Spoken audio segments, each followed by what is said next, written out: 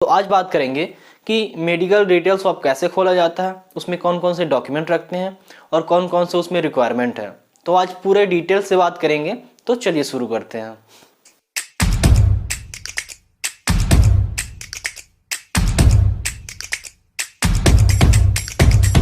तो hi guys, मेरा नाम यश राठौर और मेरे यूट्यूब चैनल यश फार्मेसी में आप सबका स्वागत है। तो पहला है कि ये बिजनेस कौन कौन से लोग स्टार्ट कर सकते हैं। पहला है B pharma students, D pharma students, M pharma students और फार्म डी स्टूडेंट्स। अगर उनके पास ये चारों में से कोई भी डिग्री हो तो वह आसानी से या मेडिकल शॉप ओपन कर सकते हैं। अगर आपके पास इन चारों में से कोई भी लाइसेंस नहीं है तो आप एक मंथली सैलरी में एक फार्मासिस्ट को अपॉइंट कर सकते हैं, जिसके लाइसेंस से आप यह मेडिकल स्टोर खोल सकते हैं। आप एक बात का ध्यान रखिए कि उस शॉप में फार्मासिस्ट का होना बहुत ही ज़रूरी है, क्योंकि अगर कोई ऑफिसर लेवल का जैसे कि डीआई आ गया तो वह छापा मार सकता है और जो आपका लाइसेंस है वो भी रद्द हो सकता है तथा शॉप सील भी हो सकती है। जो ये डॉक्यूमेंटेशन है उसको हम 4 भाग में डिवाइड कर दिए हैं। पहला है शॉप रजिस्ट्रेशन, दूसरा है बिजनेस रजिस्ट्रेशन, तीसरा है जीएसटी तथा चौथा है ड्रग लाइसेंस। शॉप रजिस्ट्रेशन में क्या रहेगा? Rent agreement. रेंट एग्रीमेंट में ये रहता है कि आप इतने से इतने साल तक इस शॉप में काम करेंगे। दूसरा है बिजनेस रजिस्ट्रेशन। बिजनेस रजिस्ट्रेशन में क्या आता है कि अगर आपका खुद का शॉप है तो वह 1 पर्सन में हो जाता है, पर आपका कोई पार्टनरशिप में है या आपने किसी फार्मासिस्ट को रखा है तो पार्टनरशिप के अंतर्गत आ जाता है। तो उसके लिए आपको 2 फॉर्म भरने पड़ते हैं। उसको हम बिजनेस रजिस्ट्रेशन कहते हैं कि आपका दोनों का नाम रहेगा कि एक ये फार्मासिस्ट है और यह उनका ऑनर है। तीसरा है जीएसटी। आपको एक जीएसटी नंबर बनवाना पड़ेगा, जिसमें आप कोई भी मेडिसिन परचेस करते हो या सेल करते हो उसके ऊपर जीएसटी लगेगा और आपको जीएसटी पे करना पड़ेगा। जो जीएसटी भरने का जो प्रोसेस है बहुत ईजी हो गया, आजकल तो ऑनलाइन भी हो जाता है। आप इजीली ऑनलाइन जाके नंबर ले सकते हैं। ड्रग लाइसेंस की बात करें तो ड्रग लाइसेंस 2 प्रकार के होते हैं। पहला है आरडीएल, दूसरा है डब्ल्यूडीएल।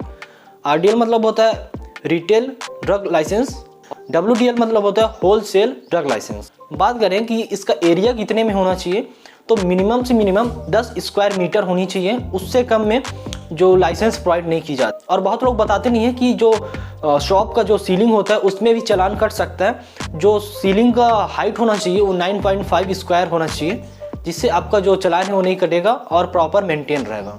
तथा मेडिकल में एक फ्रिज होना कंपलसरी है, क्योंकि बहुत ही लो टेम्परेचर के भी मेडिसिन रहते हैं तो उसको स्टोरेज के लिए एक फ्रिज की आवश्यकता पड़ती है। तथा एक एक्सपायरी सेक्शन होना चाहिए, जिससे जो एक्सपायरी मेडिसिन है उसको हम रख सकें, वह रेगुलर मेडिसिन के साथ मिक्स ना हो।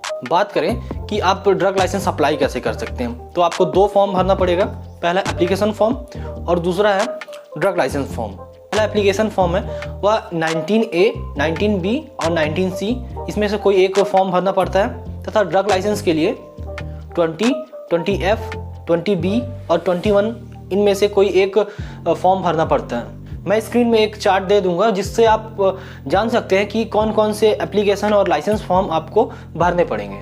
तथा उसके साथ एक शॉप का मैप भी लगता है, जिसमें बताया जाता है कि वह कौन से लोकेशन में है और मेडिकल कैसा है। और महत्वपूर्ण बात यह है कि अभी 1 जनवरी 2022 से और भी बहुत सारे नियम लागू होने वाले हैं, जैसे कि 100 मीटर के अंदर कोई भी मेडिकल नहीं होनी चाहिए और ऐसी बहुत सारी नियमें 2022 में लागू होने वाली हैं, जिससे जो ये मेडिकल है वो अच्छे से रेगुलेट हो सके। इन सारे डॉक्यूमेंट्स को फिलअप करके आपके नज़दीकी जो डिस्ट्रिक्ट में जो ड्रग इंस्पेक्टर ऑफिस है वहाँ जाके इनको सबमिट करना रहता है। जो ड्रग इंस्पेक्टर है वो आके चेक करेगा कि आपका जो शॉप है वह नियमों के पालन करता है या नहीं करता। उसके बाद आपको वह लाइसेंस प्रोवाइड कर दिया जाएगा, जिससे आप आसानी से मेडिकल खोल सकते हैं। तो ये थी कुछ इंपॉर्टेंट इन्फॉर्मेशन जो कि फार्मासिस्ट को भी पता नहीं रहता कि कैसे ओपन करें अपना मेडिकल शॉप।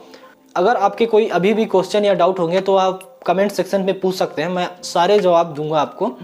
तथा ये वीडियो आपको पसंद आई होगी तो लाइक, शेयर एंड सब्सक्राइब जरूर कीजिएगा, जिससे ऐसे ही फार्मासिस्ट एंड जॉब से रिलेटेड वीडियो आपके लिए ला सकें। तब तक के लिए जय हिंद, वंदे मातरम, भारत माता की जय।